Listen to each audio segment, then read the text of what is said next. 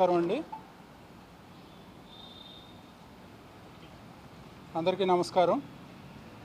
కడేపులంకలో 24వ తేదీ రాత్రి కనపడినటువంటి చిరుతపులి గురించి గత 4 రోజులుగా కూడా అన్వేషిస్తూ ఉన్నాము. నిన్న ఉదయం తీవ్రమైన వర్షం పట్టడం వలన అక్కడ దాని అడుగుజాడలు ఏం మనం గమనించలేకపోయాము. అయినప్పటికీ కూడా బృందాలుగా విడిపోయి పరిసర ప్రాంతాలన్నీ కూడా గాలించడం జరిగింది. ఎక్కడ దాని ఆనుపానులు కానరాలేదు. ప్లస్ మనం అమర్చినటువంటి ట్రాప్ కెమెరాల్లో కానీ సీసీ కెమెరాల్లో కానీ ఎక్కడ అది గుర్తింపబడలేదు. అదేవిధంగా కేజీల దగ్గరికి వచ్చిన ఆనవాళ్ళు కూడా లేవు. ఎందుకంటే ట్రాప్ కేజీలు పెట్టాము, కేజీల్లో ఎరబెట్టాము మేకల్ని. అదేవిధంగా ఓపెన్గా కూడా ఎరబెట్టాము. ఎందుకంటే ఒకవేళ బోన్లోకి వెళ్ళడానికి అది సంశయించినట్లయితే ఓపెన్గా ఉన్న ఎర మీద దాడి చేయడానికి అవకాశం ఉంది. సో దాని యొక్క ఉనికిని మనం నిర్ధారించుకోవడానికి అది ఉపయోగపడుతుందనే ఉద్దేశంతో ఓపెన్గా కూడా 2-3 ప్లేసుల్లో మేకలను ఏర్పాటు చేయడం జరిగింది. కానీ అది ఎక్కడా కూడా దేని మీద అటెంప్ట్ చేయలే. నిన్న మరలా ఏదో చుప్పెళ్ళ దగ్గర ఎవరో చూశారు అని చెప్పానంటే ఇమీడియట్గా అక్కడ టీములు తీసుకుని వెళ్ళటం జరిగింది. అది ఊరకనే అటా న్యూసే, ఎవరో క్రియేట్ చేశారు. మేము వెళ్ళి చూస్తే అక్కడ గ్రామస్తులందరూ కూడా ఎవరో చూడలేదు సార్, ఎవడో ఆగుతా ఎవడో చెప్పుంటాడు మీకు అంటే ఆయన దగ్గర నుంచి కూడా మనకు ఫస్ట్ హ్యాండ్ ఇన్ఫర్మేషన్ కాదు, 4-5 కలిసి దాటుకుని వచ్చిన ఇన్ఫర్మేషన్. సో అక్కడ గాలించడం జరిగింది. ఏమీ అడుగుజాడలు ఏమీ లభించలేదు. అది కూడా ఫేక్ అని చెప్పి తేలింది. తర్వాత కేశవరం దగ్గర ఎవరో ఫోన్ చేశారు, నేను చెట్టు మీద చూశాను సార్ అని చెప్పి. చూస్తే మరలా అక్కడికి వెంటనే వెళ్ళటం జరిగింది. అతను డ్రంకన్ స్టేట్లో ఉన్నాడు. ఇదే చెట్టు మీద చూశాను సార్ అంటే చెట్టు ఎక్కిన గుర్తులు లేవు. సరే మా రేంజర్ గారు ఆయనకి ఇదే నాకు చూపించిందని పెద్ద పులి బొమ్మ చూపించాడు. అవునండి ఇదే అన్నాడు. అట్లా ఉంది. ఏంటంటే ఏదో విధంగా మనం ఏంటంటే నానా పులి కథలాగా ఇలాగ వార్తలు వస్తూ ఉన్నాయి, మనం వెంటనే వెళ్తూ ఉన్నాము. ఉదయం కూడా మండపేట వెనక శశి హై స్కూల్ వెనక ఏవో అడుగుజాడలు గుర్తించామని చెప్పి పంపిస్తే అవి చూసాం. అవి చిరుతపులివి కాదు. అయినప్పటికీ కూడా మళ్ళీ అక్కడి నుంచి పదే అందరూ ఫోన్లు చేస్తూ ఉన్నారు. అక్కడి నుంచి ఇంటెలిజెన్స్ ఎస్ఐ గారికి, తహసీల్దార్ గారికి అందరికీ మేము ధృవీకరించాం చిరుతపులివి కాదని చెప్పి. అయినప్పటికీ కూడా మన మీడియా మిత్రులు లేకపోతే ఇంకా పబ్లిక్ వీళ్ళందరూ కూడా మేము ఇక్కడ చూసామంటున్నారు, మీ చర్యలు ఏం తీసుకున్నారంటే మళ్ళీ అక్కడికి 2 టీమ్స్ని పంపించాం. ఎందుకంటే వాళ్ళు కొద్దిగా కాన్ఫిడెన్స్ బిల్డప్ అవుద్ది, డిపార్ట్మెంట్ తిరుగుతున్నారనే ఉద్దేశంతో. అదేవిధంగా ఏడిద, అక్కడ దొళ్ళ, ఆ ఏరియాలన్నీ కూడా అక్కడ గ్రామ సర్పంచులతోటి వీళ్ళందరితోటి మాట్లాడటం జరిగింది. సో ఏ విధమైన అలికిడి లేదండి గత 2 రోజుల నుంచి. ఇంకా టీమ్స్ పనిచేస్తూ ఉన్నాయి. ఎందుకన్నా మంచిది అది ఒకవేళ యూటర్న్ తీసుకుని మన ఎక్కడైతే స్టార్ట్ అయిందో అక్కడికే వస్తుందేమో అనే ఉద్దేశంతో ఆ లొకేషన్స్ అన్నీ కూడా చెక్ చేస్తున్నారు మా వాళ్ళు. ఇప్పటి వరకు ఇక్కడ కూడా దాని యొక్క పాదముద్రలు ఏవి కూడా మనం పగ్మార్క్స్ ఏవి కూడా లభించలేదు. సో కడియపులంకలో అయితే మొత్తం అక్కడ కడియపులంక గ్రామ సర్పంచ్ ఆటంశెట్టి రామ్జీ ఆయన మొత్తం ఆయన అనుయాయులు అందరూ కూడా మాకంటే ఎక్కువ శ్రమిస్తున్నారు. పగలు రాత్రి పాపం మాకు సహాయం చేయటం ప్లస్ దాన్ని ఆనుపానులు కనుక్కోవడంలో వాళ్ళందరూ తిరగటం అంతా చేస్తూ ఉన్నారు. ఈవేళ మార్నింగ్ నుంచి కూడా వెదర్ ఫెయిర్గానే ఉంది. అక్కడ వర్షం ఏమీ లేదు. ఇందాక 3 గంటలకు స్టార్ట్ అయింది. కానీ అప్పటి వరకు నర్సరీల్లో అందరూ యథావిధిగా వాళ్ళ పనులు చేసుకున్నారు. ఎక్కడా కూడా వాళ్ళకి అలికిడి లేదు. సో అది ఎటువైపు డైరెక్షన్ తీసుకుందనేది మనకి మన 2 విధానాలు ప్రధానంగా, ఒకటి ప్రత్యక్షం, 2 పరోక్షం. ప్రత్యక్ష విధానం ఏంటంటే డైరెక్ట్ సైటింగ్, ఎవరైనా చూసి మనకి చెప్పాలి. పరోక్షం ఏంటంటే దాని అడుగుజాడలు కానీ అంటే పగ్మార్క్స్, లేదా దాని యొక్క స్కాట్ విసర్జనలు, లేదా అది దేనన్నా చంపేసి వెళ్ళిపోవటం. ఇవన్నీ కూడా పరోక్షంగా అది ఉందని చెప్పి మనం నిర్ధారించుకోవచ్చు. వీటిలో ఏవి కూడా మనకి కడియపులంకలో లభించలేదు. మొదటి 2 రోజులే మనకి మొదట ఒక ఆయన చూశానన్నాడు, పగ్మార్క్స్ చూసాము. తెల్లవారేటప్పుడు ఉదయాన్నే మనకి కడియపులంక లక్ష్మణస్వామి నర్సరీ, ఆ నర్సరీ ఆనుకుని ఉన్న ఇళ్ళ వరకు కూడా వచ్చింది, మళ్ళీ వెనుతిరిగింది అక్కడ. ఇవన్నీ పగ్మార్క్స్ గుర్తించడం జరిగింది. సో ఆ ఉద్దేశంతో అక్కడ అన్నీ మనం ట్రాప్ కెమెరాలు, ట్రాప్ కేజీలు అన్నీ కూడా ఏర్పాటు చేయడం జరిగింది. మొత్తం 4 వైపులా కూడా ఆ నర్సరీ ఏరియాని ఒక 10 బృందాలుగా విడిపోయి అక్కడ గ్రామస్తులు ప్లస్ సిబ్బంది కూడా అది ఎటన్నా పోతుందేమో అని చెప్పి కొన్ని రూట్లలో మనం నైట్ పాత టైర్లతో మంటలు పెట్టి, అంటే లైట్ ఉంటే అటువైపు రాదనే ఉద్దేశంతో అంతా జాగ్రత్తలన్నీ తీసుకున్నాం. కానీ అది ఎక్కడ దాని మూమెంట్ మనకు దొరకలే. సో ఇంకా అక్కడ టీములు ఇక్కడ టీములు అన్నీ కూడా నిర్విరామంగా పనిచేస్తూనే ఉన్నాము. కాకపోతే దీనిలో కొద్దిగా ఓరల్లి అంశం ఏంటంటే అది ఎవరి మీద అటాక్ చేయలేదు ఇప్పటివరకు. ఎక్కడా కూడా క్యాటిల్ లాస్ కానీ, క్యాటిల్ మీద అటాక్ చేయడం కానీ, మేకలు గొర్రెల మీద అటాక్ చేయడం కానీ, మనుషుల మీద అటాక్ చేయడం ఇటువంటివి ఏమీ జరగలేదు.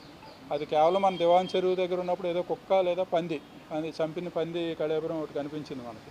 అంతకుమించి అక్కడ ఫస్ట్ డే పంది మీద అటాక్ చేసింది కానీ పంది లొంగలేదు, పంది తిరగబడితే ఇది పారిపోయింది. చేసిందో మనకు తెలియదండి. పందిది ఒకటి మనం క్యారకేసి చూసాం, తర్వాత వేరే మనకు కనిపించలేదు.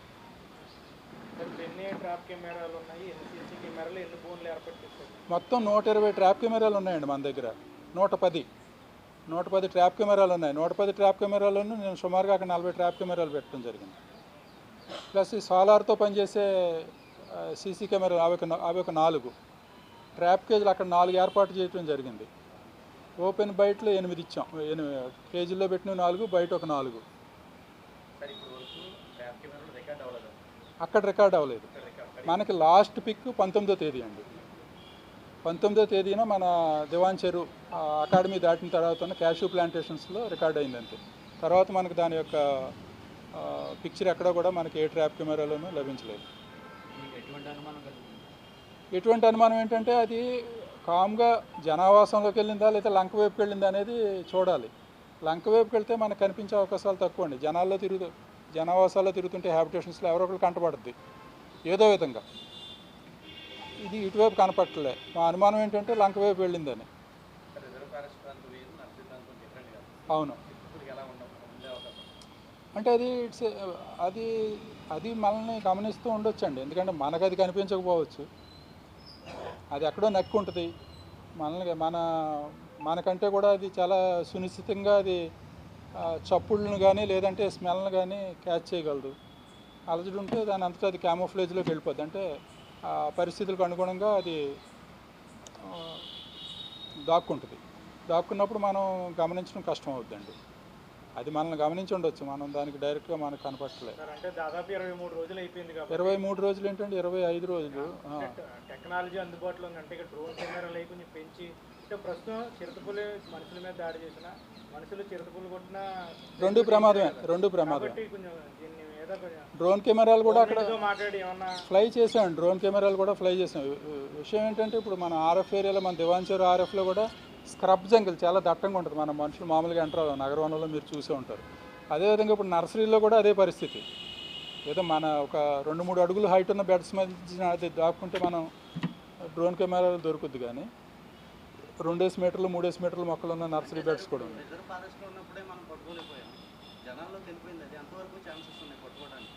అవి పట్టుకోవటం అనేది 50-50 ఛాన్సెస్ అండి. మనం ఎక్కడైనా అంతే. ఇప్పుడు 2.5 నెలలు ఆపరేషన్ మీకు గుర్తుండి ఉంటుంది. ప్రతిపాడు దగ్గర టైగర్ 2.5 నెలలకు అవకాశం, మళ్ళీ సేఫ్గా వెనక్కి వెళ్ళిపోయింది. అక్కడ ఏదో క్యాటిల్ నది చంపింది కానీ అక్కడ మనుషుల మీద దాడి చేయలేదు. దానికి అదే వెనక్కి వెళ్ళిపోయి వచ్చిన దారిని. ఇది ఇక్కడికి వచ్చి కన్ఫ్యూజన్లో ఉండొచ్చు. దాని రూట్ అది ఫైండ్ అవుట్ చేసుకుంది అనుకోండి, మళ్ళీ సేఫ్గా వెనక్కి వెళ్ళిపోయేదానికి ఆస్కారం ఉంది. ఉన్నాయండి. అది వెళ్ళేటప్పుడు కూడా ఆ మార్గాన్ని గుర్తుపెట్టుకుంటుంది. అక్కడ ఏదో కొద్దిగా అది ఉండవు. అదే మరి ఆ కన్ఫ్యూజన్లో కూడా ఉండొచ్చు. ప్రభుత్వంతో మాట్లాడి కొంచెం అదనంగా త్వరగా చేస్తే ఏమన్నా ఆలోచన ఇప్పుడు అది జనాల్లో అయితే సార్ ఉంది, పట్టుకోలేదు అనే అసంతృప్తి ఉంది సార్. ఉంటుంది. దీని పరిష్కారం కోసం గవర్నమెంట్తో మాట్లాడి కొంచెం త్వరగా. ఇప్పుడు ఇక్కడ గవర్నమెంట్తో మాట్లాడితే ఏ విధమైన ఎక్విప్మెంట్ మనకు వస్తుందో అన్ని రకాల ఎక్విప్మెంట్లు మనకి ఇక్కడ తెప్పించండి. ట్యాంకులేజ్ చేయడానికి దానికి తగిన ఎక్విప్మెంట్ వచ్చింది. డాక్టర్స్ రెడీగా ఉన్నారు. సో మనం ట్రాప్ కేజీలు ఉన్నాయి, సీసీ కెమెరాలు ఉన్నాయి, ట్రాప్ కెమెరాలు ఉన్నాయి, మెన్ ఉన్నారు. ఏది లోటు లేదు. ఒకటేంటంటే అది ఫలానా ప్రాంతంలో ఉంది, ఈ 100 మీటర్స్ ఏరియాలోనూ ఉంది అని చెప్పి మన నిర్ధారణ జరిగితే మనం ఇమీడియట్గా మూవ్ అయ్యి దాన్ని కార్నర్ చేయడానికి అవకాశం ఉంటుంది. చూస్తామండి. అంటే కనిపించిన వెంటనే మనం అది ఇప్పుడు మన యాక్సిడెంట్గా మనకు కనిపించింది అనుకోండి, మనం గన్ పట్టుకుని తిరగం కదా. ఇప్పుడు ఆ ట్యాంకులేజ్ చేయటం కూడా హైలీ టెక్నికల్ అండి. దాని వెయిట్ ఎంత ఉంటుంది మనకు ఒక అంచనా ఉంది. ఒక 50 కేజీలు 150 కేజీలు అట్లా ఉంది. ఎలా ఉంది యానిమల్, ఇవన్నీ అసెస్ చేసి దాని డోసేజ్ ఫిక్స్ చేస్తారు. మళ్ళీ డోసేజ్ కొద్దిగా అటు ఇటు అయిందనుకోండి, తక్కువ అయిందనుకోండి, అది పూర్తిగా మత్తులోకి వెళ్ళదు. ఎక్కువైందనుకోండి దానికి ప్రమాదం. ఇప్పుడు ఎంత ట్యాంకులు చేసినా అది బంధింపబడిన ఎమ్మటనే మళ్ళీ విరుగుడిస్తారు, మళ్ళీ మామూలు స్టేజ్కి వచ్చేయడానికి. సో ఇది ఒకసారి కనిపించాలి, ఓపెన్ బయట పెట్టడంలో ఉద్దేశం అదేనండి. ఒకసారి అది అక్కడ చంపితే మళ్ళీ డెఫినెట్గా మళ్ళీ కిల్ దగ్గరికి వస్తుంది. ఒకసారి చంపేసి వెళ్ళిపోయింది అనుకోండి, మళ్ళీ డెఫినెట్గా కిల్ దగ్గరికి వచ్చేటప్పుడు మనం ట్రాంకులేట్ చేసేదానికి అక్కడెక్కడో చోట హైడింగ్లో ఉండి ట్రాంకులేట్ చేసేదానికి అవకాశం ఉంటుంది అనేది ఓపెన్ బయట పెట్టడంలో ఉద్దేశం. ఒకటేంటంటే దాని ఉనికి ఖచ్చితంగా నిర్ధారించుకోవచ్చు మనం బహిరంగ ప్రదేశాల్లో పెట్టిన మేకలను అది అటాక్ చేయడం వలన. రెండోది దాన్ని ట్రాంకులేట్ చేయడానికి మనం అవకాశం తీసుకున్నట్టు అవుతుంది. ఇప్పుడు మనమే డిపార్ట్మెంట్ పరంగా ఏ విధమైన లోపం లేదండి, అంటే అన్ని రకాల ప్రయత్నాలు చేస్తున్నాం, మనకు అందుబాటులో ఉన్న టెక్నాలజీ అంతా ఉపయోగిస్తున్నాం. అది దాని ఉనికి మనకి ఖచ్చితంగా దొరకాలి. చిరుత ఉండాలని ఏముందండి సంచరించడానికి? లేవు, మారేడుమిల్లి ఫారెస్టే మనం మారేడుమిల్లి కావచ్చు. మారేడుమిల్లిలో ప్రతి ఏడాదినే మీరు ట్రాప్ కెమెరాల ద్వారా ఎన్ని ఉన్నాయి అనేది ఐడెంటిఫికేషన్ చేస్తారు. ఉంది, అన్నీ తగ్గాయా సార్? మామూలుగానే ఉన్నాయి? తగ్గలేదండి, పెరుగుతున్నాయి. అక్కడి నుంచి వచ్చిందా సార్? డేటా నా దగ్గర కరెక్ట్గా లేదు, నేను తీసుకుని మరలా అక్కడదేనా సార్ ఇది? అటు ఆ ఏరియాదండి, పిఎన్పి నుంచి వచ్చింది, పాపికొండ నేషనల్ పార్క్ నుంచి వచ్చింది. అంతేనండి, థ్యాంక్ యూ. వాళ్ళు డే టు డే మేము రోజు డైలీ రిపోర్ట్ ఇస్తారు. మన భరణి మేడం ఉన్నారు కదా, రోజు మా యాక్టివిటీ ఇవన్నీ జరిగినవన్నీ కూడా మినిట్స్ డ్రా చేసి రిపోర్ట్స్ హైయర్ అథారిటీస్కి రిపోర్ట్స్ పంపిస్తామండి. Thank you.